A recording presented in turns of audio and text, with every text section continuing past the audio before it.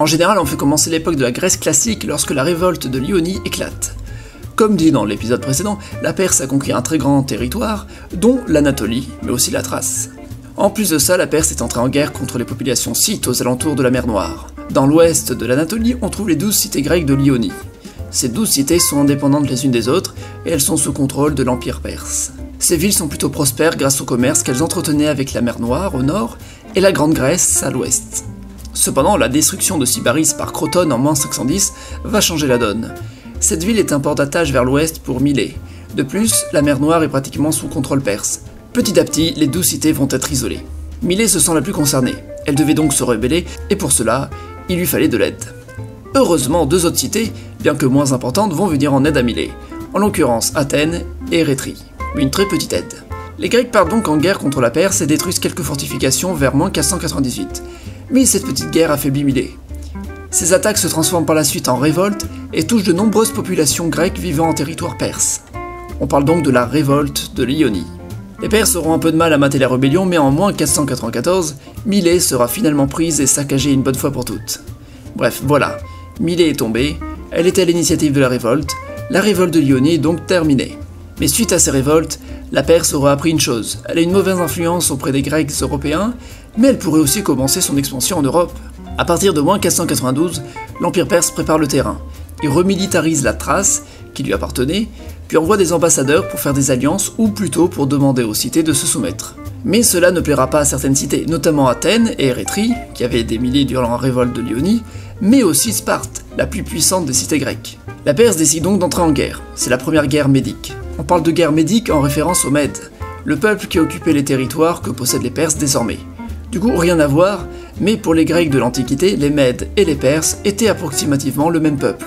Érétrie est donc prise en -490 et mise à sac pour avoir participé à la révolte de l'Ionie. C'est Athènes qui se chargera de se venger. Quelques jours après, a lieu la célèbre bataille de la plaine de Marathon.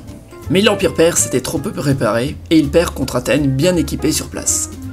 La légende veut qu'une fois la victoire assurée, un messager quitte le champ de bataille pour aller prévenir la cité d'Athènes, située à 42 km de là. Les Perses voulaient ensuite attaquer Athènes par la mer, mais Athènes, trop préparée sur ce front, permit de les faire renoncer. Bref, la première guerre médique est terminée. Quel est le résultat? Eh bien, pour la Perse, tout va plutôt bien. Leur objectif était d'augmenter leur influence en Grèce, et ils ont réussi en faisant des alliances avec d'autres cités. Ils se sont juste fait battre à Marathon, mais c'est anecdotique dans le fond. Pour Athènes, elle a su prouver qu'elle était une véritable cité guerrière. La Perse voudra se venger. Sauf que dans les années 480, l'Égypte se révolte et demande son indépendance. La Perse doit donc se concentrer sur cette dernière. Une fois la révolte égyptienne matée, la Perse pourra relancer une offensive sur la Grèce. C'est ainsi que commence la deuxième guerre médique. Le but de la Perse était d'attaquer la Grèce via la terre et via la mer. Les Grecs, préparés à une guerre certaine, décident de créer des alliances. Ainsi Athènes, Sparte et de nombreuses autres cités forment une coalition. Sauf que la Perse est plus rapide que prévu. Elle prend la Thessalie, et elle n'est plus très loin d'Athènes. Mais ce qu'il faut savoir, c'est que la flotte perse et l'armée terrestre perse se suivaient. Les bateaux naviguent le long du littoral, et les soldats aussi. Athènes va donc avoir la bonne idée de se déplacer au cap de l'Artémision pour empêcher les Perses de passer par le détroit de l'Euripe, ou du moins les bloquer le plus longtemps possible. Pendant ce temps, l'armée terrestre va suivre le chemin en suivant le littoral. Sauf que le littoral, ça peut être très large, et afin d'être sûr de croiser les Perses, les Grecs ont décidé de les attendre au passage des Thermopyles. Car ce passage était très étroit, mais obligatoire pour aller vers le sud de la Grèce tout en longeant le littoral. Ainsi a lieu la bataille des Thermopyles en -480, la plus célèbre bataille de la Seconde Guerre médique. Notamment pour le sacrifice qu'aurait enduré un contingent de 300 Spartiates pour freiner l'arrivée des Perses. Évidemment, les Perses vont gagner la bataille, et ils vont aussi réussir à continuer à avancer en mer. Peu de temps après, ils prennent Athènes, qui a été vidée de sa population. Entre-temps, Carthage en profite pour attaquer les cités grecques en Sicile, vu que les Grecs, en ce moment, vont mal. Mais les cités grecques siciliennes sauront se défendre, du coup Carthage va même perdre des territoires. Retournons chez les Perses. Désormais, il leur suffit d'encercler les Grecs par la mer. Mais les Grecs seront malins, ils feront venir la flotte perse dans le détroit de Salamine. Vu que le passage est étroit, la flotte perse ne peut pas se déployer pleinement. Ce qui l'oblige à se mettre à la queue et du coup, ils ne pourront pas encercler les Grecs. De plus, les Perses vont mal se débrouiller malgré leur supériorité numérique, et perdront la bataille de Salamine. A partir de là, la Perse veut se ressaisir. Elle va tenter de dialoguer avec certaines cités grecques, et notamment profiter des rivalités qu'il peut y avoir entre elles.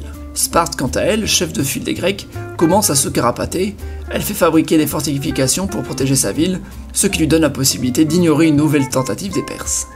Les Perses, quant à eux, préfèrent quitter l'Europe et retourner en Anatolie. Mais ils reviendront l'année suivante, en -479. Sparte entre-temps crée une nouvelle coalition et rencontre l'ennemi non loin d'Athènes. C'est la bataille de Platée, les Grecs gagnent. La raison de la victoire grecque est à peu près la même que celle de la bataille de Marathon. Les Grecs ont un armement plus lourd que les Perses, mais ils sont moins nombreux. Une fois la guerre pratiquement terminée, les Spartiates rentrent chez eux. Athènes terminera le travail. Quelques batailles plus tard, les guerres médiques sont officiellement finies, la Perse rentre chez elle. Suite à la menace permanente de l'Empire perse, Athènes crée la Ligue de Délos, pour que les cités puissent se protéger mutuellement en cas d'attaque venant de l'étranger. Ces guerres médiques ont notamment permis de créer un sentiment d'appartenance commun à tous les Grecs. On parle du panhellénisme. Elle va aussi permettre à Athènes de trouver un certain prestige auprès des autres cités grecques. Mais les rivalités vont ressurgir, surtout celles entre Athènes et Sparte, qui vont se disputer la place de la principale cité grecque. Mais ça, c'est une autre histoire.